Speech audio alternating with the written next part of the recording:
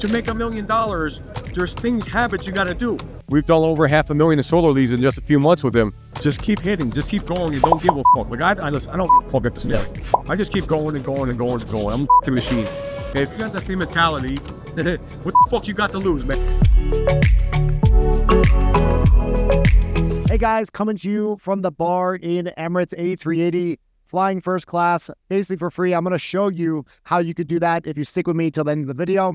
And I want to give a quick thank you and shout out to our sponsors, Ringba, who make all this possible. All right, guys, we made it on the plane. Here we are in the Emirates bar. I'm doing podcast number 2 with Mr. Stodolak, who was one of our first guests when we first started podcasting almost 2 years ago, man. Yeah. How is starting your own podcast not just change your business, but your life? Bro, it's been amazing, right? And this ties into what we're going to talk about, is branding yourself. It's just been great. I feel like I'm a walking fucking billboard. I was a lead on Affiliate Summit West in Vegas the other day. I'm trying to get an Uber back to my hotel for some bullshit. And some guys like, yo, I love your podcast. I don't know who this guy is. The guy's in personal loans. I'm about to sell him. He's an advertiser, a big advertiser that does fucking hundreds of billions of dollars of personal loans. He wants to buy leads from me. So just me standing there, it's like I'm like a walking fucking booth right now, which is amazing, right? So it's been pretty cool. I enjoy it. It's a lot of fun. It's a lot more work than I thought it would be. It's a lot of work. It's a lot of work, and people probably don't realize how much work it is, but it's a lot of work. But luckily, we have good people. You have Joel. I got Chance, right? And dude, they help us. They help us shine, man. It's a team effort at the end of the day. Funny you say that someone randomly noticed you. I was in the Ciclovia in Medellin. They shut down the main road every Sunday so people can run and bike, and it's cool just to promote health and activity. It's a random person from what's country connected? Hey, from Haiti. He lives in Medellin, and he's like John Castro, just like stops me out. And I'm like, dude, what are you talking about? How do you know me? Yeah. So, this guy's been following me for a few years on YouTube, so I've had a positive impact. It's crazy, man. It's you know what? It's not like we're trying to be famous and have millions of followers, but you become an expert within your industry, and people look at you and they trust you. Because at the end of the day, we're not going to look to promote some shit that's fucking not working for people, right? So it's got to be a win-win at the end of the day. So it's been great. What's been the hardest? Why shouldn't someone start a podcast? I think why shouldn't they? Why should someone not? Because I'm sure a lot of people are going to watch this and be like, huh, maybe I should do that too. And sure, you should, but why would you recommend against someone that has an existing business? You got to do an inventory of yourself and where you're at in life, right? I mean, if you're someone with a family, at the end of the day, my wife is very supportive. She helped me start this business in 2016. Thank God she gets the hustle and she supports the hustle, right? But do have does your family support it, right? And if you don't have kids, I think if you don't have kids, it helps because you have a little bit more time. But if you don't have, does your spouse support that at the end of the day? Does your girlfriend, boyfriend, whatever the hell you have, right? Do they support it? So I would say if you don't have someone that's going to support it, don't do it, because that's going to fuck you up, right? Just my main bread and butter is not the podcast.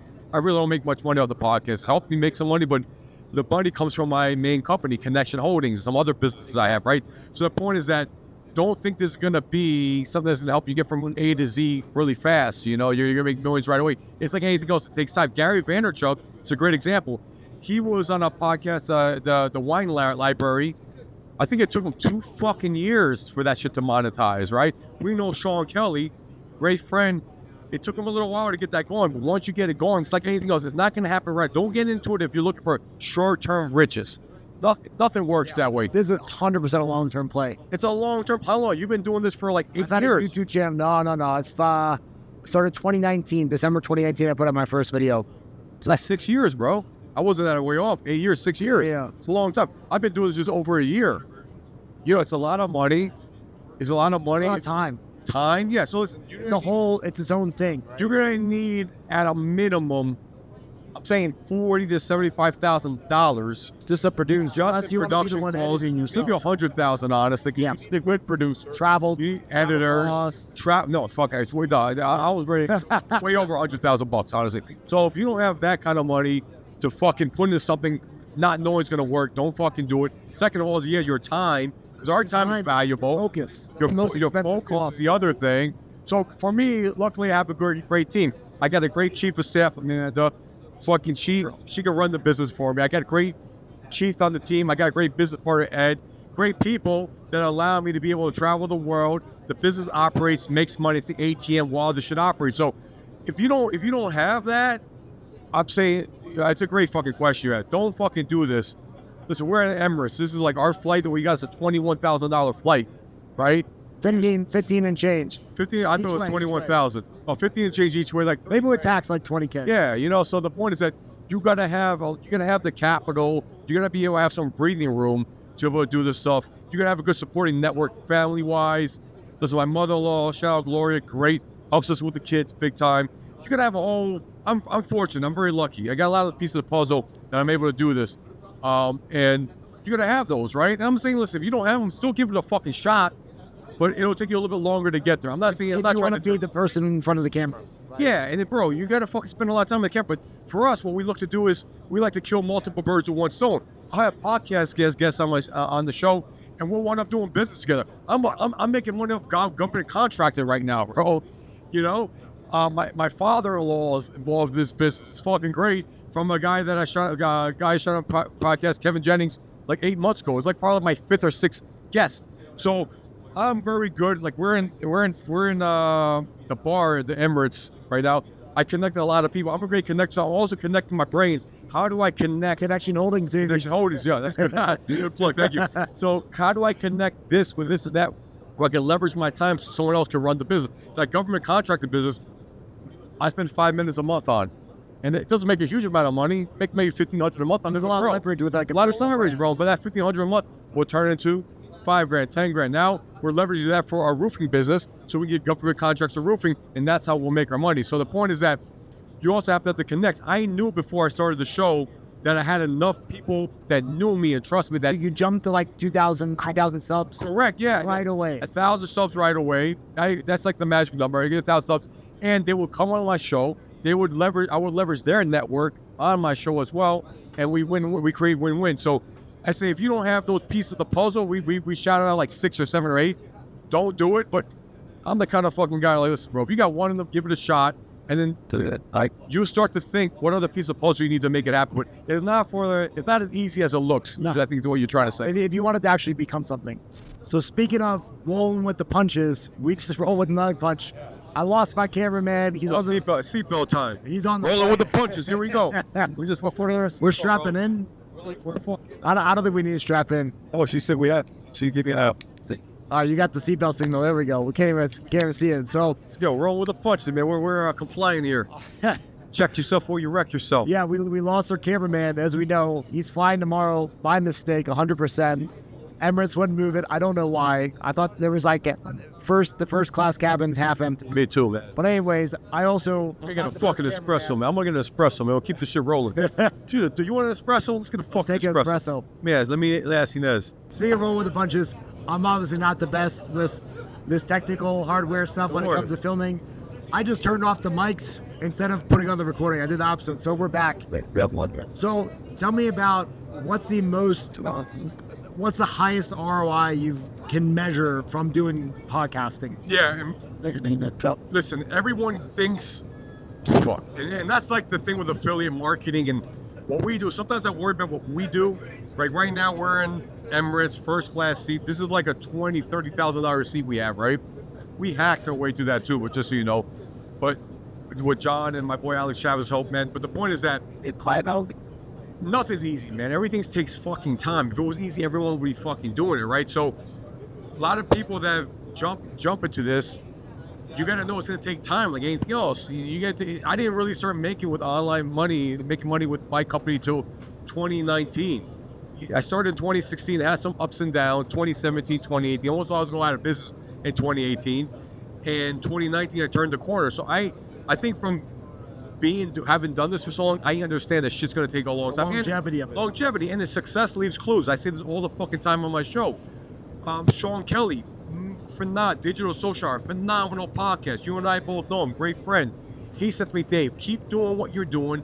Give it a year. Adam Young said to me, I'll sponsor your show, but you have to commit to at least 25 shows. Back when I only did like 2, because 90% of people don't make it past 8 shows.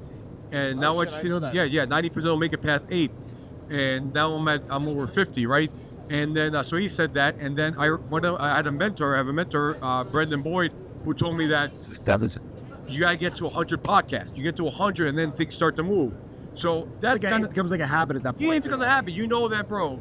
If I want to make $1 million, there's habits you got to do. I got to keep shooting. I'm going to get better. I'm going to get better and better and better. Each time you get better. Now I'm more comfortable on the mic right now. It's like public speaking, the same fucking thing. You got to do more repetition. Repetition is the mother of all skills. The more you do something, the better you're going to fucking get. So all these people that were successful were telling me these things. And Gary Vaynerchuk, I follow him. He didn't make any money with his YouTube channel for 2 or 3 years. He started with 5 subscribers in. Yeah. Gary's a great example because I remember reading like Jab Jab Hook or whatever the first book was. I think it was Jab Jab Hook. Yeah, Crush It. The second one, Crush It. Yeah, dude, I remember reading that. Espresso was right away. Thank you so much. Thank you so much. Gracias. Yeah, I'm fucking hyped. So we gotta sleep at some point. I don't think we're fucking sleeping, man. Fuck it. I remember reading that book in my room when I had no business in 2011 or 2012. Yeah. And at that time. What were you doing at the time? Yeah. Dude, cheers, bro. I was a personal trainer. Yeah. I was like I had a job out of college because I thought it was the right thing to do, so I did it. And then I was like, fuck this. After like 6 months, I was like, I'm not gonna sell commercial insurance. This is not what I want to do. Here we are generating leads for insurance, right? Yeah. And I remember reading Gary's book because I was like an entrepreneur. I was a fake entrepreneur because I was just talking about starting a business, right? At that time, I think I was picking up my old personal training clients. I used to work at a gym like that when I was in college. So I just went and recapture those same clients. And I remember reading the book and him talking about it taking time and me just being in this different mindset because of probably the generation, the environment, I don't know, but just who I was at a time where I expected things to happen fast. Yeah. I actually started I should show you. I started an old YouTube channel. I started reviewing diets. So I would do a diet, like a low carb diet, and I would vlog it every day. I have the videos still. You could search my name and find it. I'll pull this up actually. And I just didn't stick with it. I don't know if I made it to 50 episodes. I probably made like 30 episodes. Well, why did you give up? What do you think it was? Because I was expecting like instant gratification from it. That's 100%. That's what I'm talking about. That is the reason why I failed. Dude, if I stuck with, even if I just put out average videos from 2011 to 2015 or 2025, dude, 14 years of average videos compounding, I would be one of the probably fucking biggest people on YouTube. And compounding is the key word, man. This shit compounds, man. I remember 2 or 3 weirdos at that time that were putting out like internet marketing videos because YouTube was still kind of not big then. And now they're freaking massive, man. Yeah. Massive. You guys keep going. Listen, that's what it is. And I know that, man. And in a sense, I talked a bit about this at the first Columbia Con. You know, one reason, honestly, I don't know if this was a great answer. One reason why also as hard as I do, I feel like I'm making up for lost time. Same. Yeah, you feel the same way? Yeah. I fucking go hard, man. But honestly, I don't know if I can go any other way, man. That's my speed, man. But also slow and long is also... It is. It's really the answer. It works, yeah. And I've actually gotten better at that, believe it or not. Both. But what it is that, you see these people in their late 20s, early 30s killing it, man. And you start to play this fucking comparison game. But you're exactly where you need to be, man. And I didn't start my business until I was 36. He didn't really start to gain traction until I was 39, but I'm glad it worked that way. You know Jesse Yetzler? He's 51. Yeah. I went to his mastermind in Georgia, and he was like, listen, there's all these fucking gurus out there. They're 25, 30, nothing gets, but what the fuck do you have you learn? Like, if you need a guru that's 45, 50, because they've been through all that shit, man. And I feel like I'm exactly where I need to be, man, and that one reason I also saw is I feel like, fuck, I gotta make up. Maybe it's a limiting belief. I gotta make up for lost time. I didn't do this shit in my 20s, 30s. But dude, because you've slowly built a foundation, your home runs are so much bigger and they stick more than some 21-year-old that like lands at the right place, right time kind of thing early. Exactly. Now, can that work? Absolutely. I know a handful of guys that are, it's crazy to say, almost half my age that have a much bigger net worth than me. And we basically started in the same game around the same time. We just started at the same time, right? Like they got ahead of me for whatever reason. But I think just like maintaining that mindset, but also like having those sprints That's a deadly combo, is both those, right? That's it is a jab. that's it a is deadly literally combo. what Gary Vaynerchuk said. What you said really is a deadly combo. Going back to Gary Vaynerchuk, what he said was like, he kept doing consistency. He would get mad and look at the views, like, oh, I only got 5 subscribers, 10 subscribers, but he realized he was growing exponentially. And one day he said, I don't give a fuck. I'm just going to keep going. Yep. I'm going to put out valuable content, provide value. So really what it comes down to, It's exactly my mindset with this. keep creating value, and then something will happen. So we'll go back to the first Columbia Con. I interviewed Dennis Gontra there, and he was talking about how he was doing solar back in the day, and he was monetizing. He was doing auto feedback on the comment section of Facebook, like some auto responder. And a guy wrote me on there saying that, a guy put in the comments that, damn, I do solar. I should be doing that too. And then he hit me up on LinkedIn, and he had a client, and I can tell by the zip codes who the clients are. I've been doing this a long time, and I knew that everything checked out, and I vetted him too. I asked kind of what kind of KPIs. I felt like this guy was good. And anyway, the client stopped buying leads. They were going out of business, some sort of shit. He was doing a lot of volume with them, so he needed to fill that void. Can I fill some of that void? So yeah, let's fucking go. I got him into my group, my team, and bro, fucking, we've done over 500,000 in solar leads in just a few months with him. That's the ROI Because right of the there. podcast. Yeah, that's from he wouldn't have found me if it wasn't for the podcast, right? And I asked him the right questions. I don't really vet everybody out that comes to me. That was a rare exception, only because at that time I needed more solar leads. It just happened to be the right time, the right place. I vet them out, and that worked. Now I have another guy I'm doing that for Paper Pull as well. And then I have an advertiser just hit me up 2 weeks ago for insurance for the podcast, and now it's becoming more frequent. So it's like anything else. And at the end, it's fun. I have fun doing this, but it's a lot of work. But I'm having fun doing it. And I think you said this one time. You interview some of these people, you fucking learn. It's like, I feel blessed that I'm getting to talk to them. These people would charge for their then time. you go and share that with other And we get to share it with our audiences. It's fucking amazing, man. Yeah. So to me, it's amazing. So listen, if I make zero off of that, I mean, the knowledge that I'm getting, the proximity I'm getting, is just incredible. I sit down with all my guests, and I say that one of the first things I say, a lot of them will ask why I do this, but if not, I usually tell them, I'll say, selfishly, I'm getting a free consultation. Exactly. And I get to pay it forward immediately to a massive audience of people that are interested.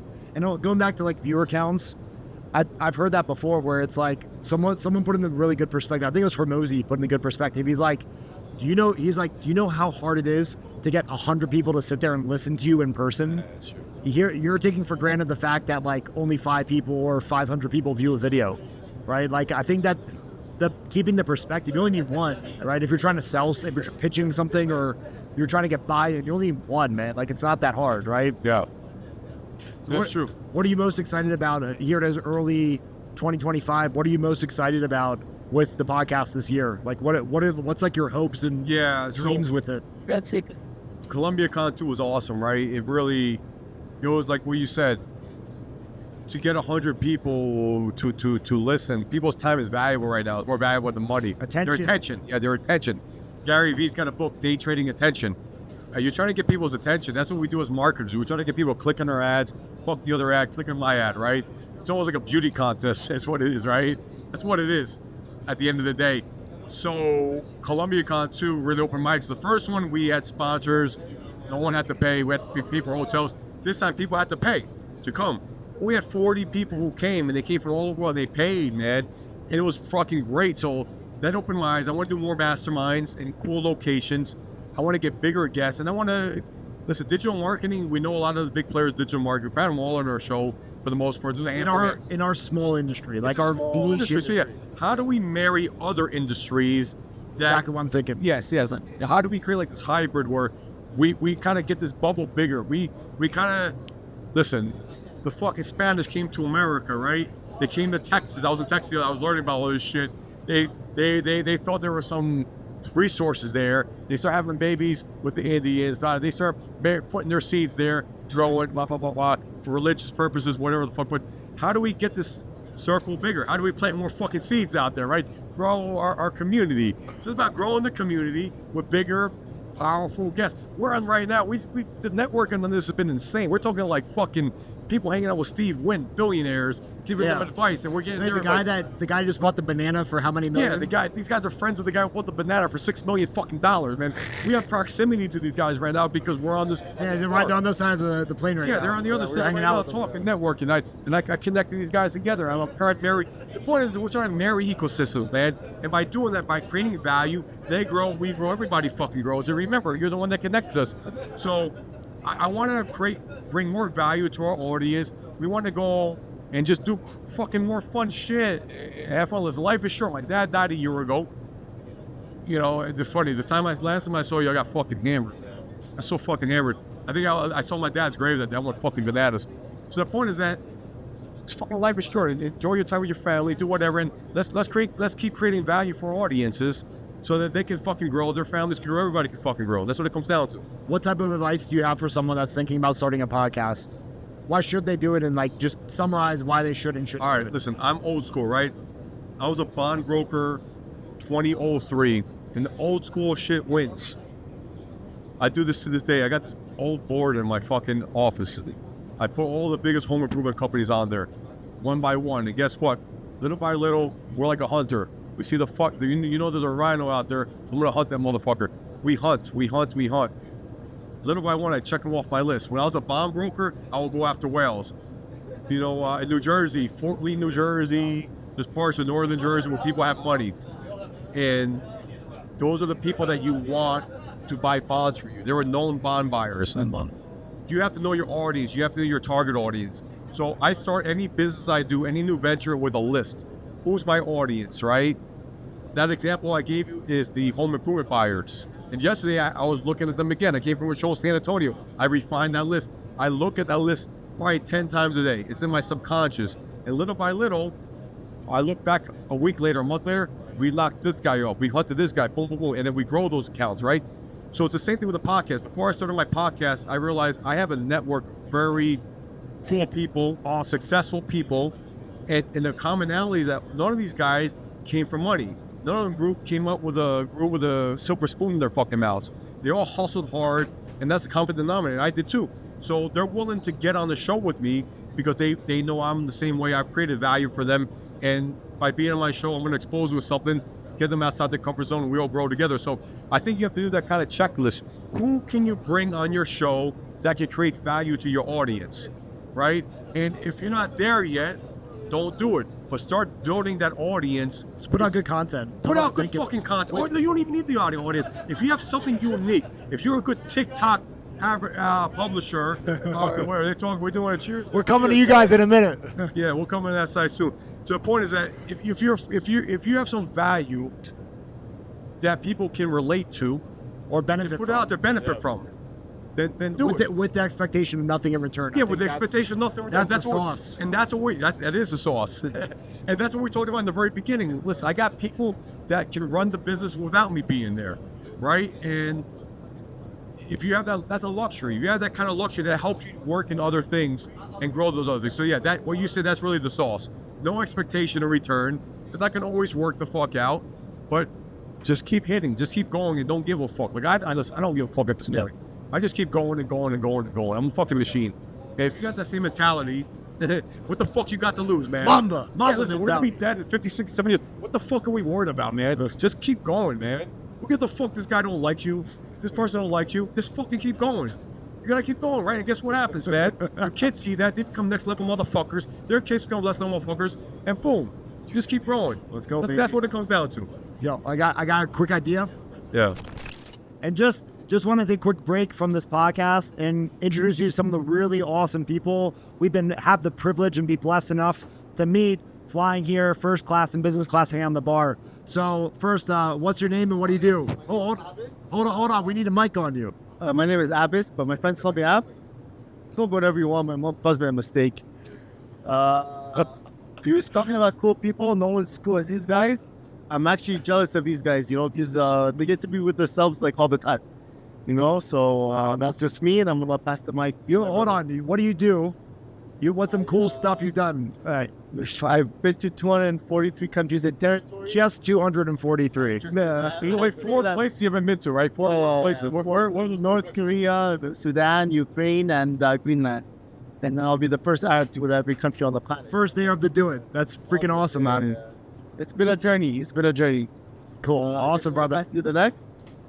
Hello, my name is Mo, and it's a pleasure to meet all of you guys. It's incredible the amount of people that you can meet over here, the type of people that you can meet over here.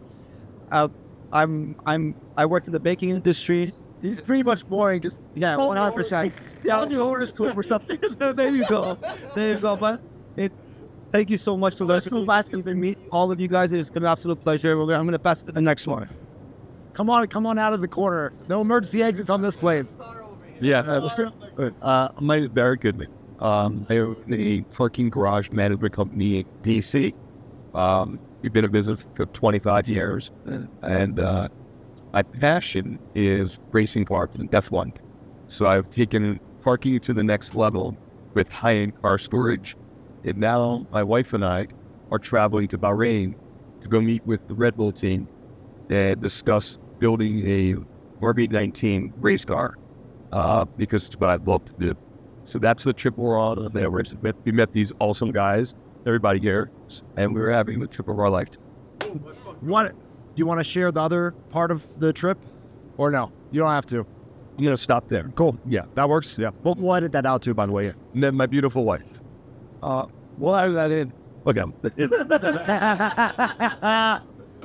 And I'm the event coordinator for the Collectors Car Corral, and where we have high-end cars in a high-end garage facility, featuring basic cars from everything from a Datsun, which is one of our, special cars, and then we have Ferraris, McLarens, and A 1917 locomotive. yeah, It's one of a kind. You will never see enough. You have to check out the Collector's Park well to see a picture of it, but check it out. Where do you meet people like this, right? Before you press stop, let's all do a cheers, guys. Here we go. Salud. Here we go. There you go. Emirates. What we say? Emirates what? Emirates. Emirates Degenerates. All right, bro. Let's this round two. We get more fucking hyped up for this shit, man. Let's go. Listen, come on. So this guy was just in Antarctica with a bunch of fucking penguins and blue whales and seals. Yo, what's the wildest shit that happened in Antarctica? Besides a human being, leopard seals eating like penguins, Drake Passage, like heavy seas, 1,500 waves. It's nuts. But it was a good experience. Seven continents. And what does penguins think about you, man? You're a little wild, man. You might even wild fucking penguins over there or what? I mean, you can't touch them. You get arrested. See a few ducks, but they're a blackhead. No, but 243 countries. What's the wildest country you've been in? Like, wild in terms of partying, man. Like LFG, let's fucking go type of shit. Ibiza's very good for partying. Yeah. For scenery, I'll go for Faroe Islands. Scenery. Oh yeah, I'm not gonna difficult. Shout out to Maury. For scenery, Faroe Islands, Palau. For women, also Spanish, Venezuela, Colombia. When's the last time you were in Venezuela, man? I haven't been there since 2007. Who was my was a country I haven't hit since like last month. I was there last month actually. How was it? Where you born? Yeah, I was in the States, but I went to Caracas and Tubal. That's there as an American? Yeah, I went actually as an American. They integrated me as a fuck. I was stopped for like 2 hours, but I'm going, man. I'm going 2025. I got family there, man. I'm fucking going, bro. You inspired me. I'm gonna go. Best of arepa. Listen, my wife's Colombian. Venezuela got better arepas, man. I don't give a fuck what anyone says. It's fact. It's a fact. Word to Tio Freddy. Venezuela has better empanadas, but arepas you have to go to Venezuela all the way. Always. So yeah, 100%. There you go. With the rap, yeah, listen, but Colombia, yeah, can't represent. Have to represent. If your wife's Colombian, best arepas. Colombia con. We're doing Colombia. We gotta do Venezuela con. Now I'm nervous. If we do Venezuela con, will you come to a conference in Venezuela? We'll definitely do that. He'd be a fucking awesome We're gonna do guest. fucking Venezuela con.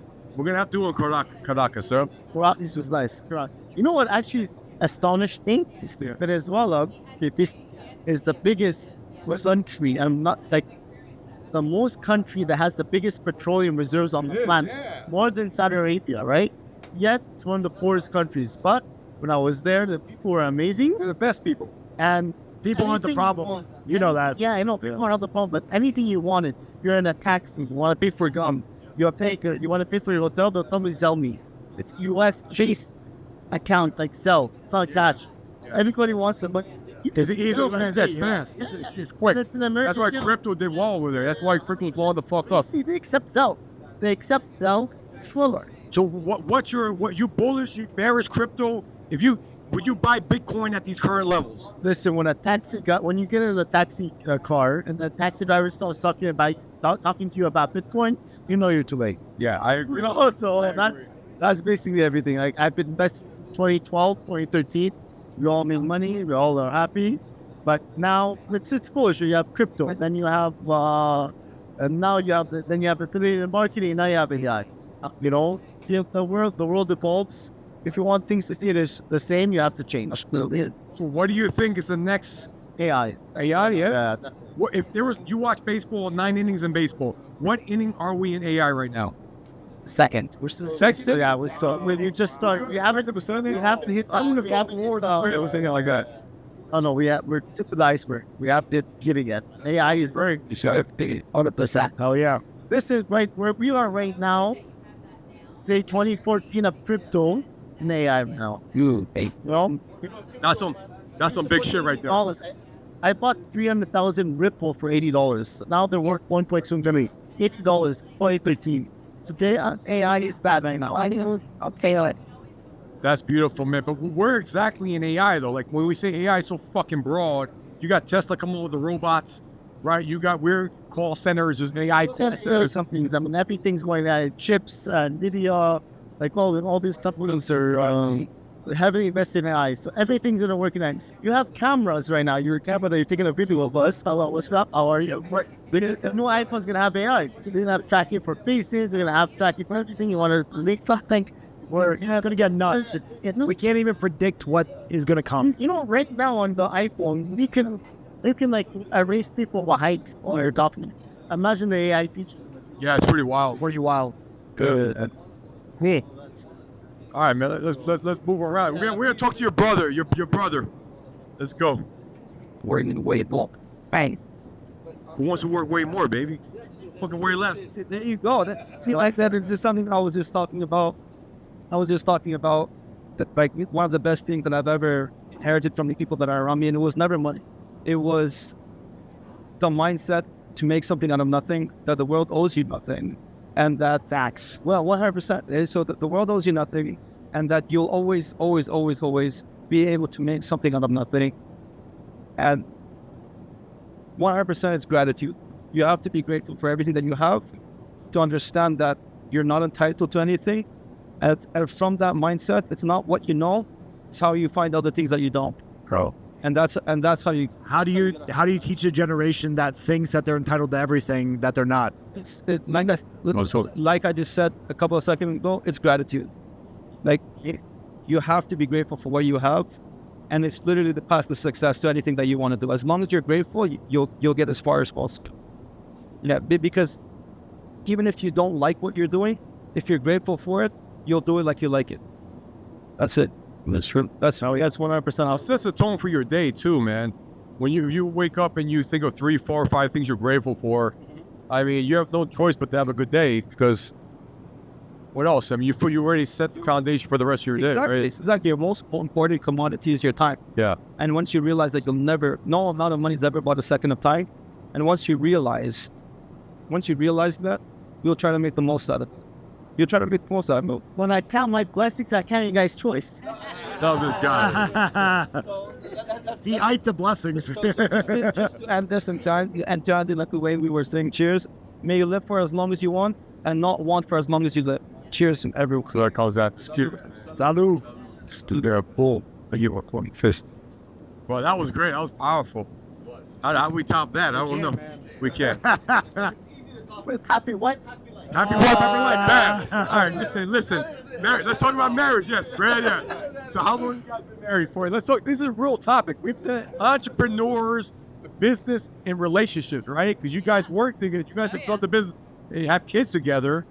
Yeah, I thought someone was tapping me. Like I'm talking, getting too hyper. But like, how do you guys like give some fucking advice? 'Cause I don't think you're on Bulletproof Scale. I don't know if you talk about it. I haven't really fucking talked. Have you? Marriage. Yeah. Let's talk about it. We're gonna talk about it right now.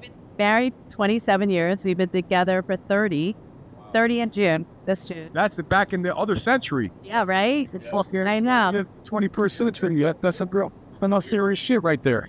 True. You're right. You're right. Yeah. No, I would say that our biggest thing that we do for each other is that we respect each other's individuality and who we are separately, but also together, that we also know that we're a team all the time, like through everything that we do. He respects what I'm good at and I respect what he's good at. And I think I'm not trying to do his job. He's not trying to do my job, because I'm good at a lot of things that he's not, and he's good at a lot of things that I'm not, and that we support each other in those things. Oh, that was huge. Knowing your lane, right? You're talking, I'm thinking about my wife, man. I wouldn't be where listen, she's holding it down, right? And we got a 18-month-old, your son's getting into your business. My dream would be for my kids to be in my business, right? I don't know what's going to happen or not, but it's a beautiful thing. So I think it's great what you just said. Is it really, you got me thinking while you were talking. Yeah, you have to, when you allow each other to be your best in your category, in your lane, like you said, I think that's where businesses and our family life has thrived, because we do that. Yeah. I think bachelor's ceremony is the same thing. Yeah. If you put 100% in, you get 100% out. Yeah. We're married for 27 years, because we work through it. And at the end of the day, I tell her, in the morning when you wake up, I'm still going to be here. And that's the bottom line. And with our kids, failure's not an option. You back up, you do it again, and you don't stop until you succeed. And that's it. At least that's simple. And we have 3 beautiful kids, and we were married for 30 years with 27 years. It's that simple. It doesn't. It gets complicated if you found kids. Right. You stop there. Emirates Connections. That was awesome. EmirateConnections.com. Bro, baby. Yo, that's a good idea. It's a beautiful. It's a beautiful thing. Like, I wish I could sustain a relationship. Yep. I am the happiest married man alive. I am the happiest married man. Do that again. I love my kids. Yeah, dude. I can. Everyone I know is either bipolar or bisexual. I can't compete. Listen, fuck it. That's not. It's different strokes, different folks. I'm sorry, it's gonna be a real in itself. Yo, we're dropping some gems, man. Emirates don't even know about this shit. No fucking Hashtag Emirates Connections. We ain't fucking around. Get involved, baby. All right, Dave. So to end this video, how much did you actually pay for this flight? Very good question.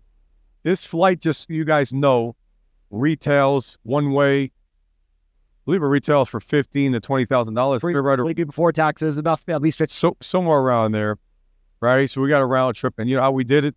We did it from fucking. I paid $1,800 out of pocket, and about $200 for round trip. Yeah, $1,800 out of pocket. Round trip, okay. And 260,000 points, somewhere around there. Yeah, I paid. American Express. Yeah, I paid, I think, like 140 or 160,000 points, and then maybe like $1,000 or like $900 and for taxes and fees. So the way you do this is you earn points. It's very simple. I've talked about this in other videos. You can pay cash. That's also a choice, but you can also don't need to. 100%, bro. We're business owners. It's not what you make, it's what you keep. Right? So we make money. You got to keep some fucking money. It's bottom line. No. So these guys know. They know the fucking deal. Now, what you make is what's your cash, baby. Points or cash? Points or cash on this? Points or cash? A little bit of both. A little bit of both, man. I'm not gonna lie. I paid maybe a fraction of what you paid, but hey, different. Oh wow, this guy doing better than all of us. Oh, we're too loud here. We're getting all right, guys. Good See you next video.